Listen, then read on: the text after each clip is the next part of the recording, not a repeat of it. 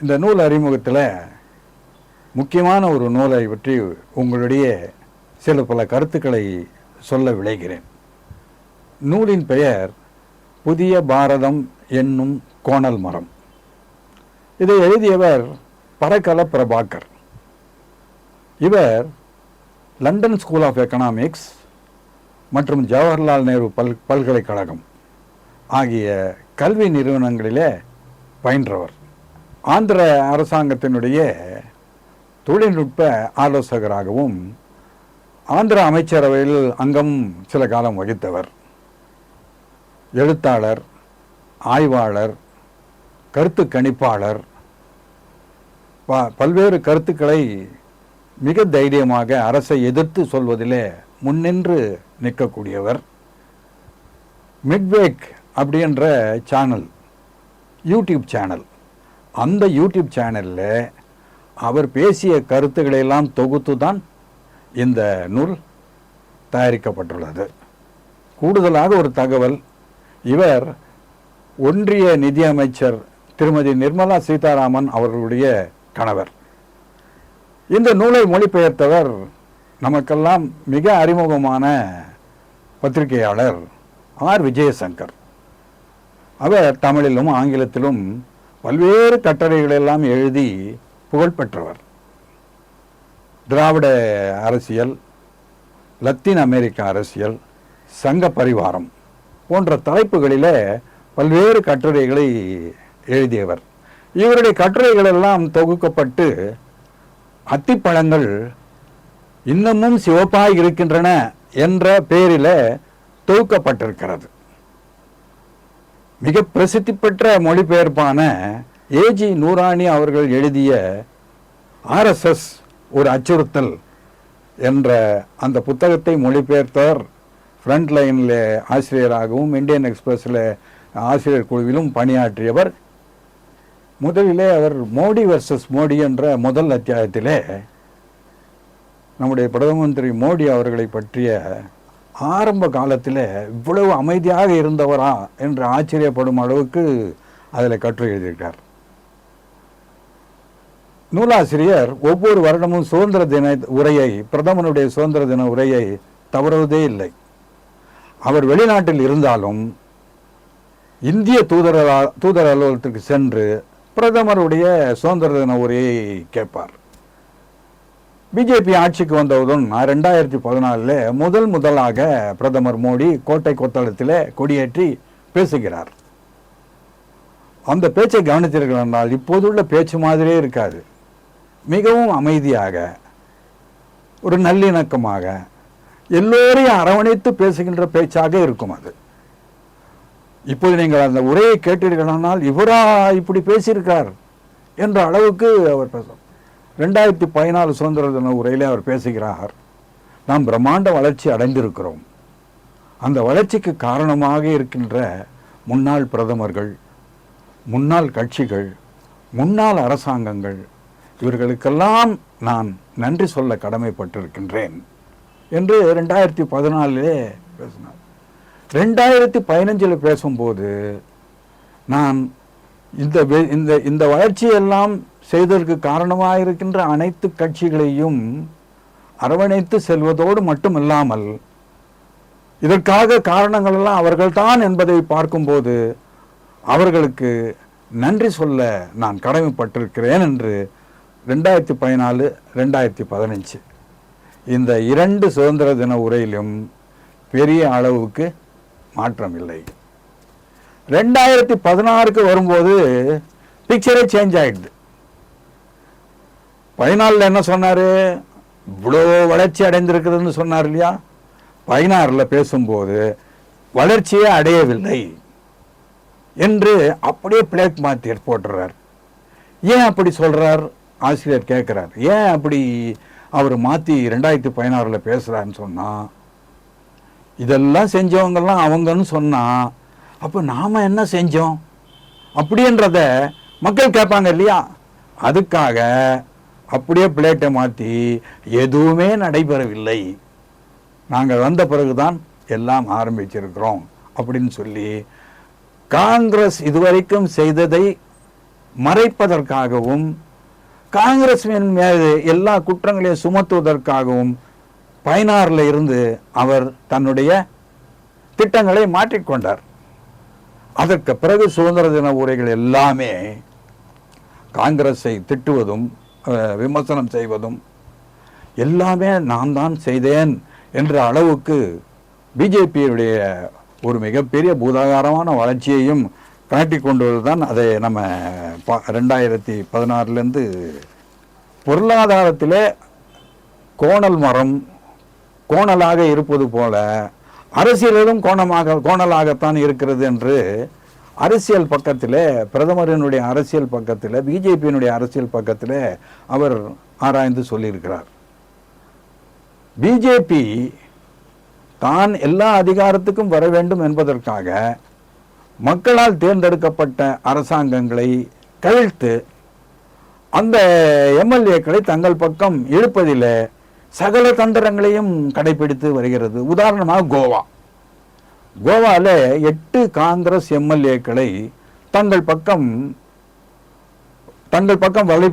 அழைத்து வருவதற்காக 40 அல்லது 50 கோடி கொடுக்கப்பட்டிருக்கிறது. மொத்தமா இல்லை, 8 பேருக்கு 40-50 கோடி இல்லை, ஒவ்வொருத்தருக்கும் 40 அல்லது 50 கோடி கொடுக்கப்பட்டிருப்பதாக ஆசிரியர் கோவாவை பற்றி சொல்லும்போது, கோவா எம்எல்ஏக்களை பற்றி சொல்லும்போது சொல்லியிருக்கிறார்.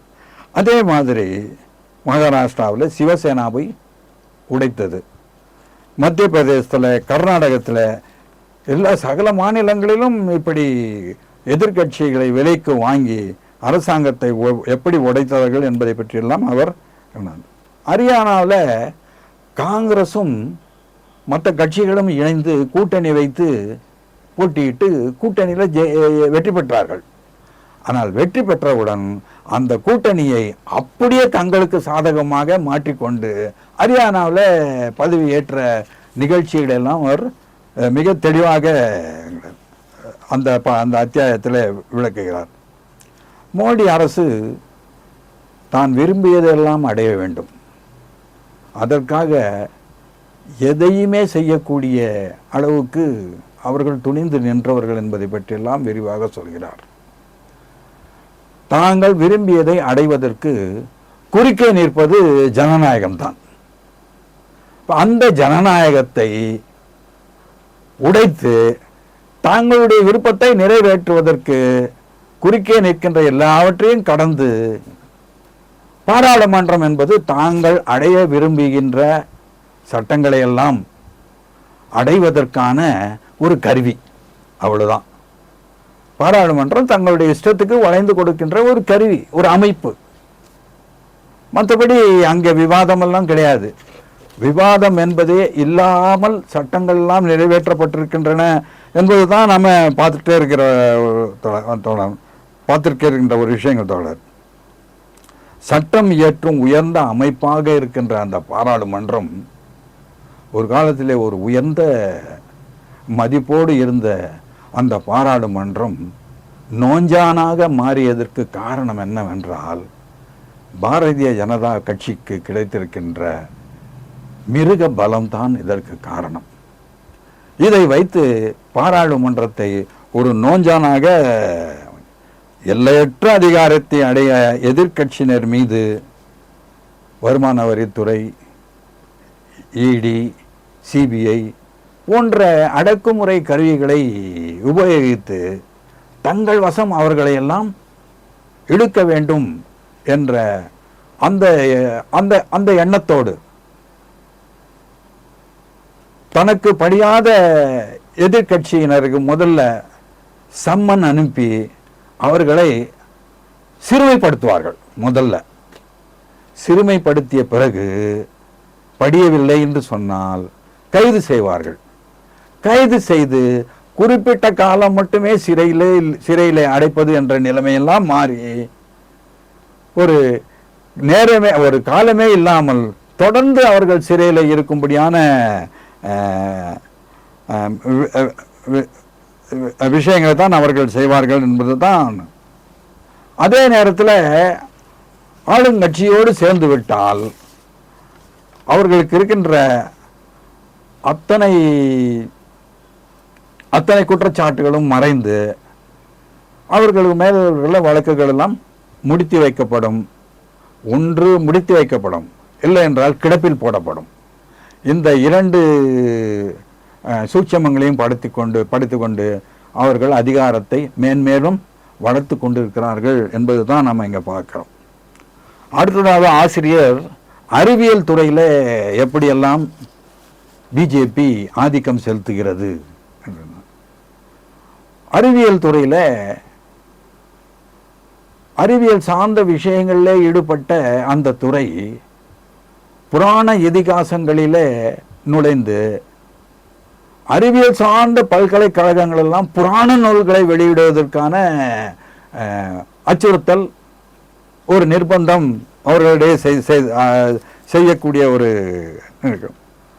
அரசை விமர்சிக்கும் கல்வியாளர்கள் அந்த பணியிலிருந்து நீக்கப்பட்டார்கள் அல்லது அவர்களை குறைந்த பொறுப்பில் இருக்கின்ற இடத்திற்கு மாற்றப்பட்டார்கள். தொழில்நுட்ப கல்வியில் முன்னணியில் இருக்கும் நிறுவனங்கள் புராண புத்தகங்களை வெளியிட நிர்பந்திக்கப்பட்டார்கள். அறிவியல் மாநாடுகளிலே புராணங்கள் தான் மிகவும் முதன்மையாக கோல வச்சுக்கின. உங்களுக்கெல்லாம் தெரியும், ஒரு அறிவியல் மாநாட்டில் தான் பிரதமர் மோடி அவர்கள் விநாயகருக்கு தலை எப்படி வந்தது, பிளாஸ்டிக் சர்ஜரி அப்போவே கண்டுபிடிச்சிட்டாங்க அப்படின்னு சொன்னாங்க. அதே மாதிரி விமானம், புஷ்ப விமானம் அப்போதே கண்டுபிடிக்கப்பட்டது என்றெல்லாம் சொல்லுவார்கள். இந்த விஷயங்களை சொன்னது பிஜேபி கட்சியினுடைய கூட்டம் அல்ல, விஞ்ஞானிகளுடைய மாநாடு. அந்த விஞ்ஞானிகள் மாநாட்டிலே இதை சொல்லுகிறார். எதிரிலே இருக்கிற விஞ்ஞானிகள் எல்லாம் தாங்கள் கைகள் கட்டப்பட்டு இருப்பதை உணர்ந்து அமைதியாக இருக்கிறார்கள். இன்றைக்கு அறிவியல் துறை என்பது புராண இதிகாசங்கள் நிறைந்த துறையாக மாற்று. அதே போன்று அச்சு ஊடகங்கள், மின் ஊடகங்கள், இதையும் எப்படியெல்லாம் மாற்றினார்கள் என்பதை பற்றி இந்த நூலிலே எழுத்தாளர் பிரபாகர் அவர்கள் சிறப்பாக வெளிப்பட்டிருக்கிறார்.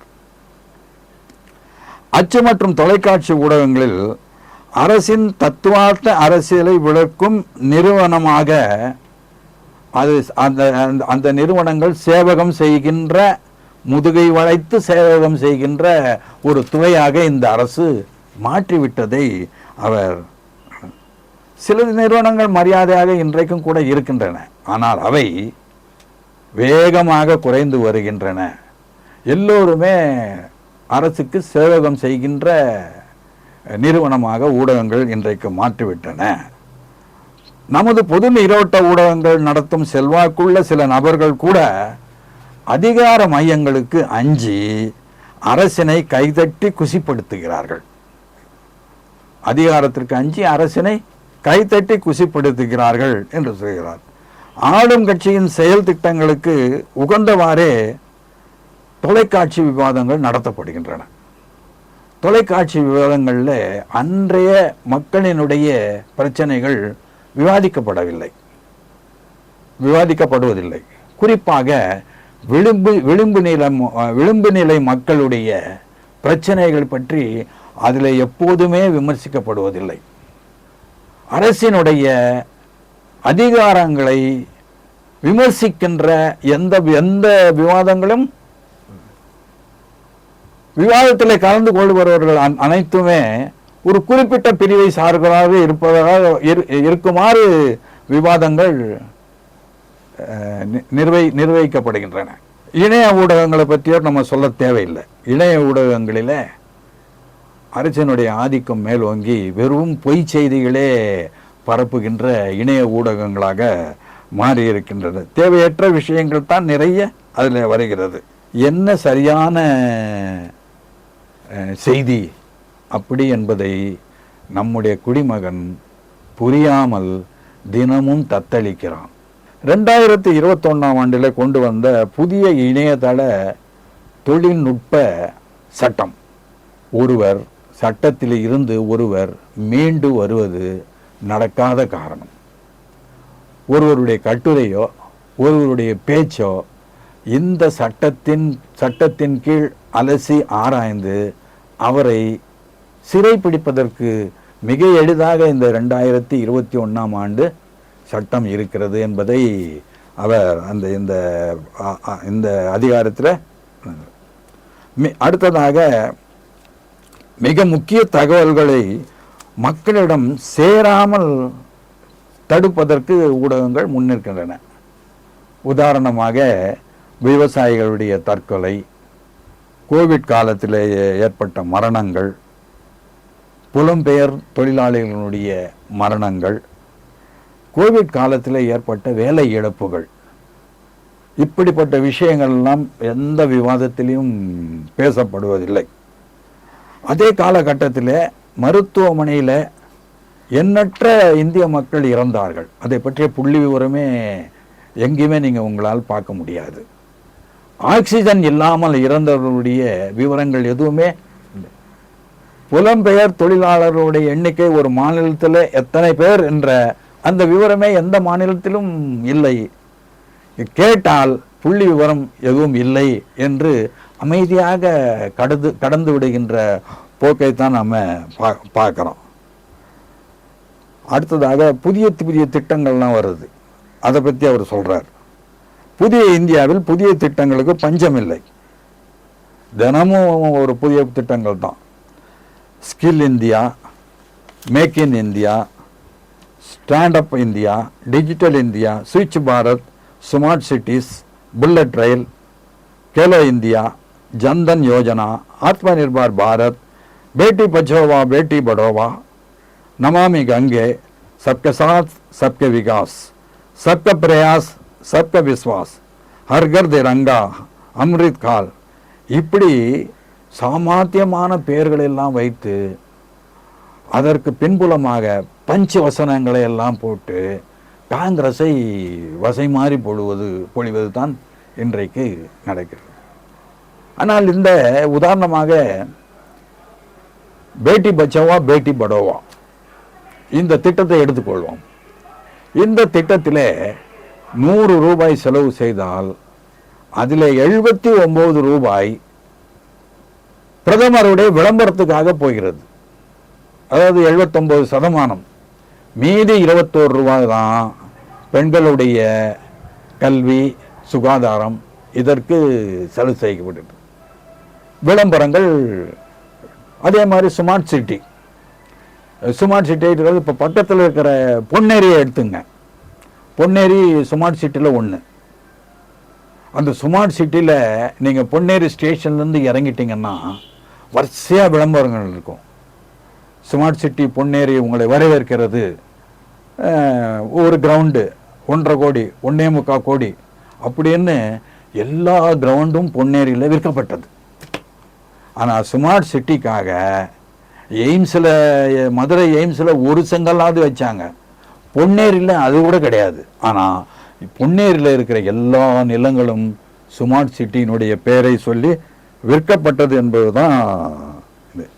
ஸ்வச் பாரத் என்பது கழிவறைகள் அமைப்பது. கழிவறைகளை அமைப்பதற்கு 4 கோடி கழிவறைகள் அமைக்கப்பட்டிருக்கிறதாக அரசாங்கம் சொல்லுது. ஆனால் இந்த கழிவறைகள் தான் இருக்கே ஒழிய அந்த கழிவறைக்கு தேவையான தண்ணீர் கிடையாது. அதுக்கு சுத்தம் செய்வதற்கு ஏற்பாடுகள் எதுவும் கிடையாது. டெட்டால் போன்ற கிருமி நாசினிகளை பயன்படுத்துவதற்கு வசதியே கிடையாது. ஆனால் புள்ளி விவரங்களுக்காக 4 கோடி என்று சொல்றாங்க. எந்த வசதியும் இல்லை.